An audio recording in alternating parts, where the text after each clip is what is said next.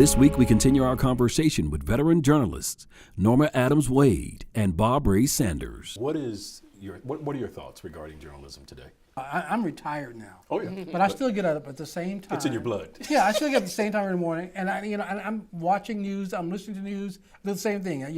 I got NPR on, I got NBC, and I got some other thing, and I'm watching it all, and I'm reading my two newspapers, and going online, checking out news. And when I turn on the news and the lead story is about some celebrity getting a divorce, I get sick. Or having a baby. Or when I read the newspaper in the morning and I have more questions than I have answers in a story, I get worried. I mean, I'm disappointed. Now, I know the media is going through a whole different thing right now. Finances, they're cutting staff. They're in the case of my newspaper, the Star Telegram, they've been cutting pages. It's you pick it up on Mondays and Tuesdays, and my neighbor across the street says my newspaper blew away this morning because it wasn't heavy. Lack of volume. It wasn't heavy enough to stay in the yard. Okay, I got it. I can't do anything about it, but I hear you. It's sad to a degree because the depth is not there. The real concern about humanity is dealing with so much fluff, in my opinion, that we're not getting to the real issues. Some of the real issues that we were dealing with 40 years ago are still there, but the media is not dealing with them in a way that's productive. The attrition of people of color from media. When Bob Ray and I were in the prime period, there were a good number of people of color in media, and I mentioned the faces that you would see delivering the news nationally and locally. Clarice Tinsley was a trailblazer, and all of those. But there has been such a falling away. Maybe Bob Ray has a better grip on why. I really haven't been able to answer why. I think there's been a lot of frustration as African Americans, Black people try to move up. The ceiling moves. The ceiling moves as they continue to climb, and of course subtle racism. But we were at that period of time equipped, I think, better just to handle what would be perceived as racism because of our early experiences. Our skins were tougher, but because of now that the entitlement, I think, the entitlement attitude has made the skin thinner, I think, for our people. Maybe point. You have a different perspective on it. I mean, that's a good point. I just add this, is that as people came into the business, I mean, young people, and they had other people there to help nurture them. I mean, seriously nurture them. And we started early on because after we got to opening the door and letting people come in as reporters and photographers or whatever, it became very clear that sometimes the news coverage didn't change regardless of who was covering the news because the managers we're still deciding what got covered. And so there we focus on, okay, we need to get managers in here. We need to get, editors. We need to get program directors. We need to get, news managers.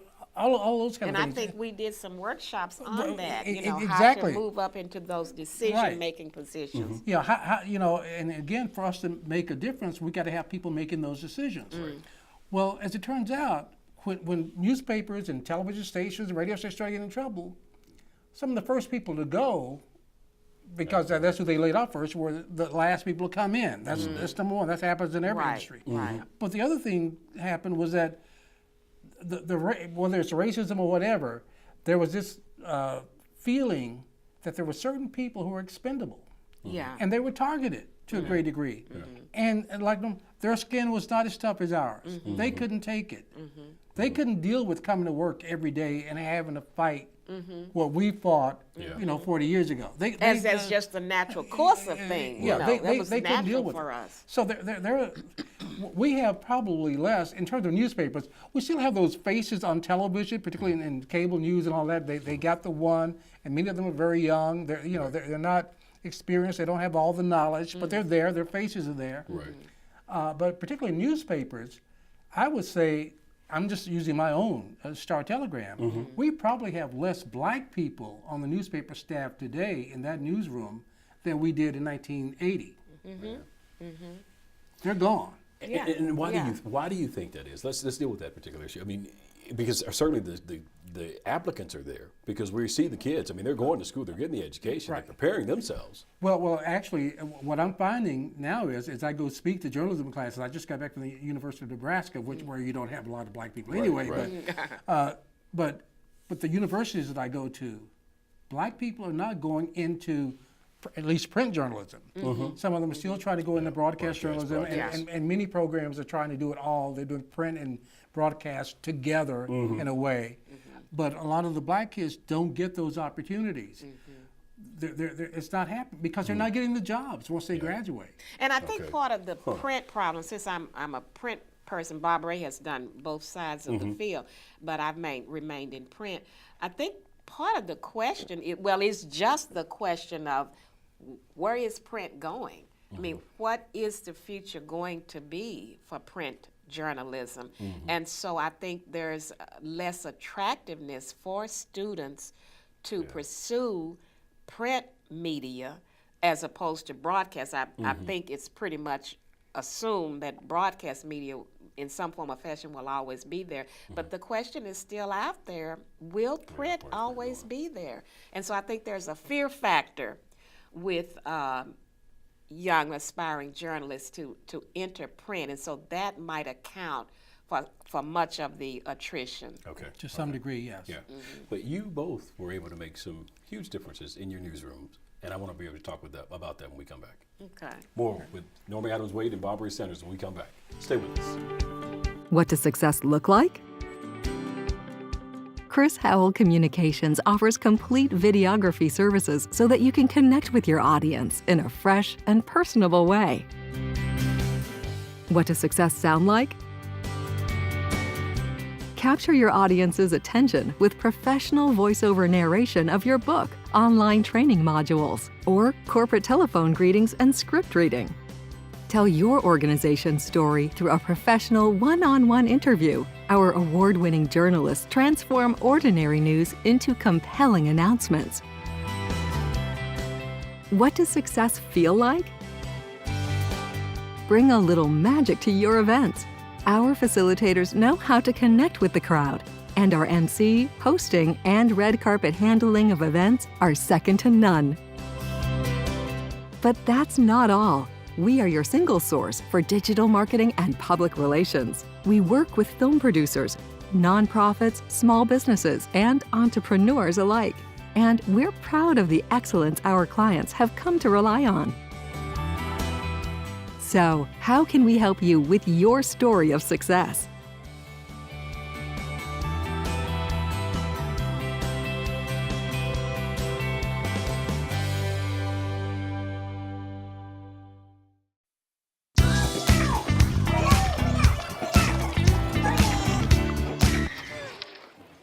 Looks like it's done.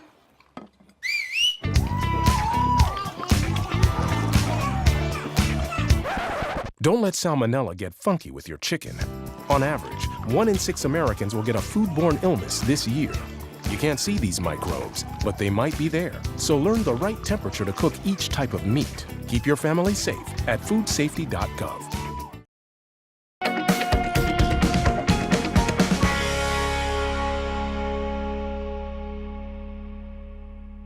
Welcome back. Again, we're having a great discussion with Bob Ray Sanders and Norma Adams Wade. Before we went to break, we talked about the fact that both of you have been able to make a tremendous impact here in Dallas-Fort Worth in your newsrooms. I want to start with you, Norma. 1988, you instituted something where you were writing for the southern sector of Dallas, and that still continues today. Let's talk about how you were able to champion this thing and get it started and continue it. I think it would go back to the first Black History Month series that I did in '75, which was a groundbreaking series, and it was phenomenal that I was able to do a story each day in the month of February, which at that time was unheard of. And there was a huge community reaction from that. And I remember Tom Joyner on the radio. He was in Dallas at the time, and he would say, "Everybody, let's see what's going to be in the Dallas Morning News today about black people in Dallas." And the whole community was watching. And so it really opened the eyes of management at the morning news that there was a black community out there that was viable and a way for the publication to do business. Yes. And so discussions began even that far back and then on into the mid-'80s, and then around '88 there was discussion to go ahead and open a bureau in Southern Dallas, and I was the first staff person there, and reported on the black community of Southern Dallas. Yes.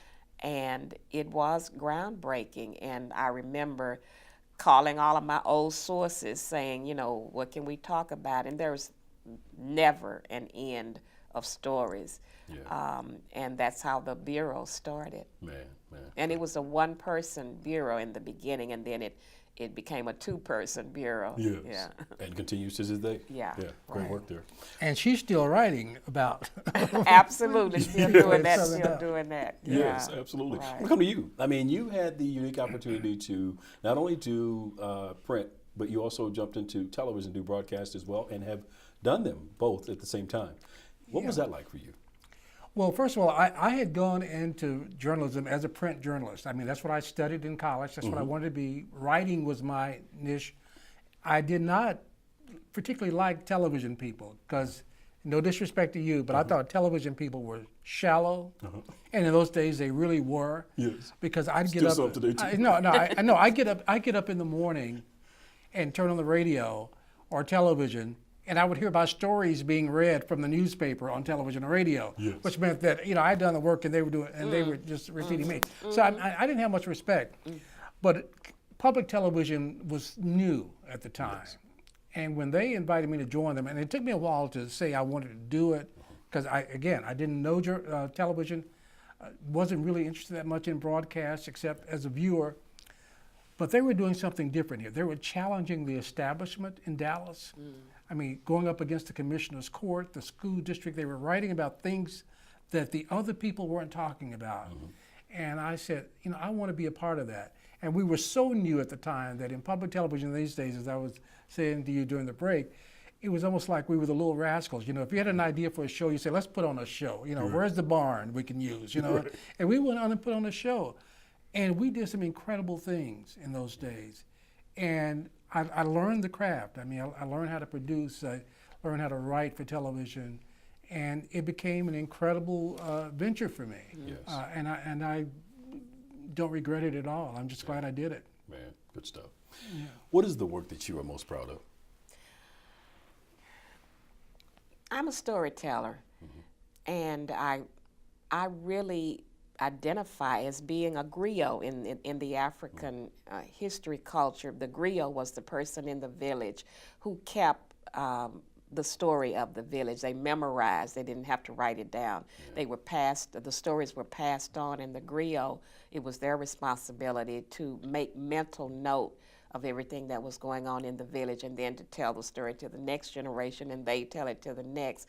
So I view myself as the village griot, and so I was driven and am driven and continue to be driven by the stories that need to be told, and in my view, unless I tell it, won't get told. And again, I go back to my dad reading that newspaper, the folk that I knew in my community, honorable folk whose stories were not being told. Somebody ought to tell it. Somebody ought to tell it. Yes. Go and tell it. And so I felt that really a calling. So I am proud of the stories that I have told, that I feel and am pretty much convinced would not have been told had I not told them. Man.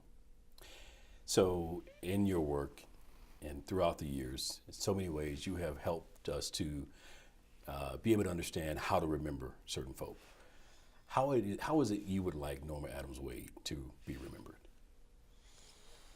Wow, I've not been asked that question before. How would I want Norma Adams Wade to be remembered? I try to encourage folk.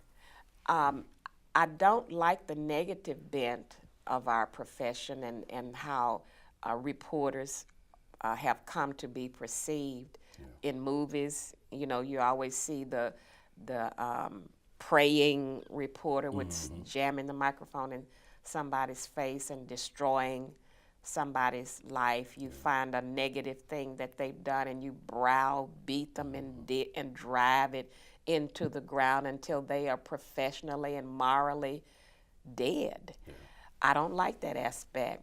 And so I clearly remember at some point in my career when I said, I'm not going to buy into that. I'm going to uplift people and encourage folk and be positive. And I feel satisfied that I've been able to do that, to expose I'll use the word positivity of our profession. Yes. So that's how I'd say. Let me just add this Okay. thing about Norma from, watching her over the years. What Norma has done is what I like to think that I've done to a degree, but she's done it, I think, even better. And that is focusing on people who would not have been focused on had it not been for her. It's one thing, we like to say how many great people we've met in our lives and how many we reported on this great event or this great person. To identify people making contributions in community who would not have had any recognition had it not been for her, because nobody else would have noticed. Right. She noticed them and brought them out. And I think that is a major contribution, because when we tell our young people to look around, don't just look up there to Washington or to Hollywood or somebody else. There are people in this community that you ought to know. Norma Wade let us know them. And I appreciate that. Yeah. And that says, and thank you for that. And that says to me that I've accomplished my goal, because that literally has been my goal. From seeing my dad reading that newspaper, I wanted to tell the stories of the people I knew who were important in my life, who had made an impact in my life. And to have been able to tell those stories, that fulfills me. Oh, absolutely. Because I will tell you, many times in reading your column, I learned of people that I didn't know were right here in this neighborhood, in our community. Didn't know about them until you pointed them out.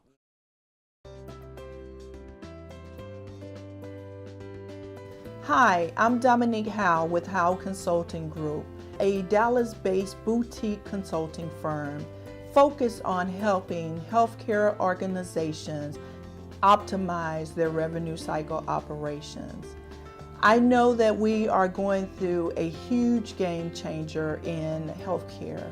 So CFOs, if you are in need of a healthcare consulting firm to help you optimize your revenue cycle, help with your cash acceleration project, or manage the impacts of ICD-10, please consider Howell Consulting Group. Our contact number is 214-760-1211. Morning, Gary. We are GetSchooled.com. You want a college education, don't you? You know you do. Yeah, but I don't know where to start. That's why we're here.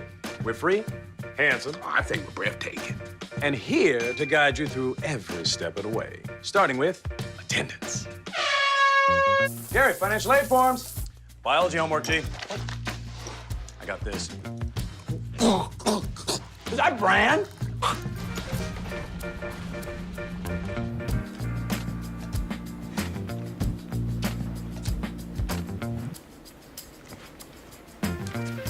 Colleges love extracurricular activities. Chess really isn't my thing. I got this. Doesn't matter. Go ahead. Picking a college, man. You and us go together like tacos and Tuesday. And I love tacos. Fire and ice. Those don't really go together. Go to GetSchooled.com for more info. Here's your check.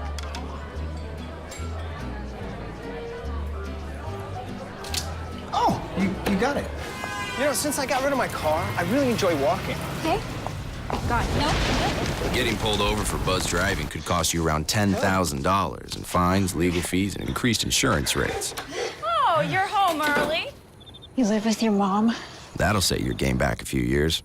Buzzed, busted, and broke. Because buzz driving is drunk driving. Yeah. If you will, finish this statement for me. Bob Ray Sanders is a guy who... Well, in addition to what I just said about Norma trying to do and trying to focus on people who deserve attention, my passion has been from high school, really, but certainly all my adult life, is the criminal justice system. On my desk right now, I have letters from prison. I have fought against the death penalty all my life. And we haven't been able to do what I want to do, is to abolish the death penalty overall. But we've come closer than I ever thought I would, and because we reduced the number of death penalties. We've helped exonerate people.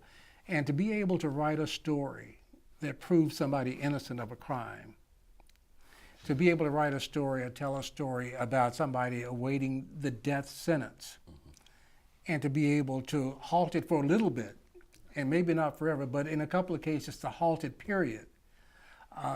Those are the things that I'm proud of. I mean, and it's the fight, because it's not the kind of fight that you get praised for in this state of Texas. Because most people, as you well know, and we're making progress there too. I mean, 5 or 6 years ago, it was 70% of the people in Texas who were for the death penalty.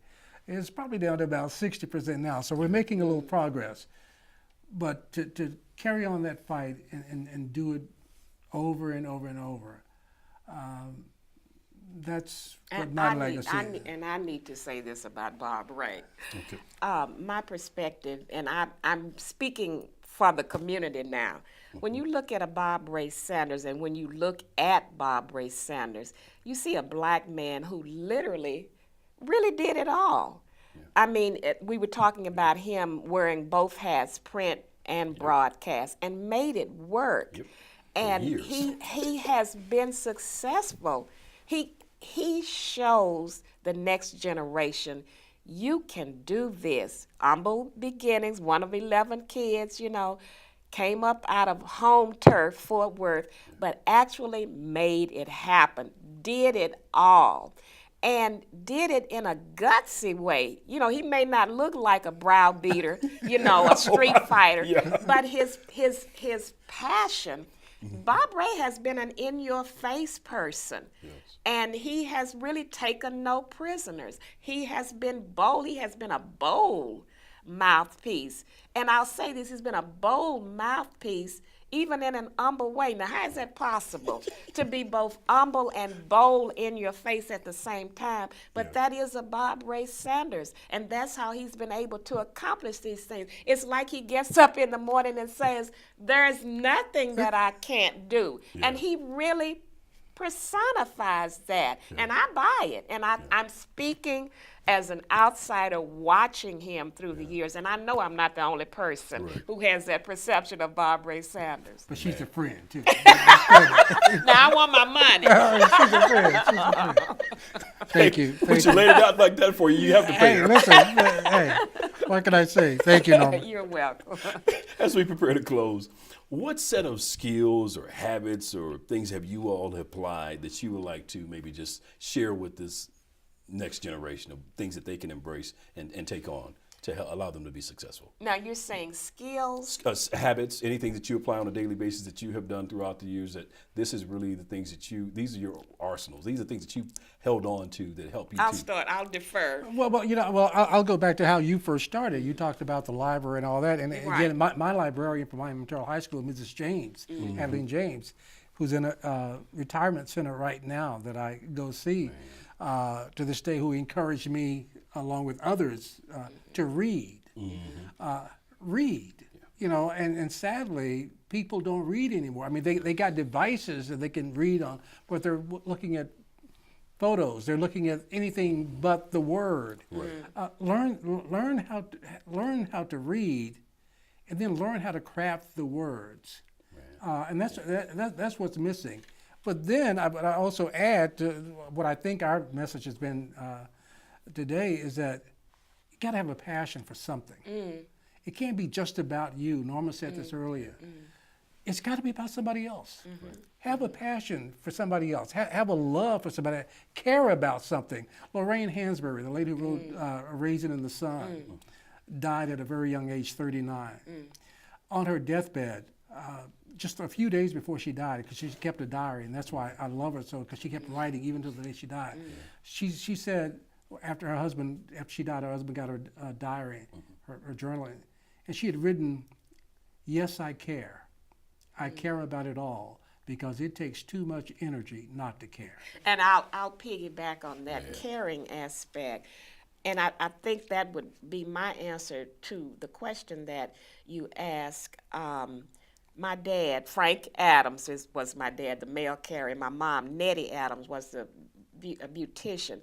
But my dad used to grill it into us. He would draw a circle, and he would put a dot in that circle.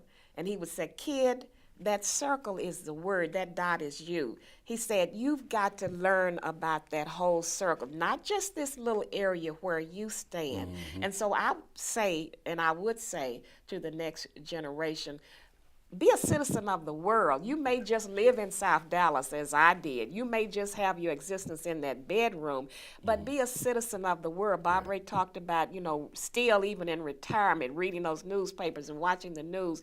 Be aware of the world around you and the people around you. And it's not just about you, but know the world. Don't close the book. Don't shut your eyes. Open your eyes. Take in the whole universe. The God above spent all that time creating the universe. Absolutely. Please take advantage of it. Man. I can't say anything else after that. That's a great close for us right there. I just say amen. I really hope you've enjoyed this discussion. I mean, there has been so much meat in this. They have left us with so much. So I really hope that you've enjoyed it. And if you will, send us an email that we will forward on to them. Let us know what you thought of this discussion. The email address is right there on the screen for you. We'd love to hear from you. And I'm sure they would love to hear what you had to say, what you thought about what they had to say. We'd love to hear from you. Until the next time, take care of yourself. You two have left us with so much today. And prior to today, you've left us with so much down throughout the years. One of the reasons we wanted to do this show was to pay honor to you and the work and the contributions that you made to our community. Thank you for that.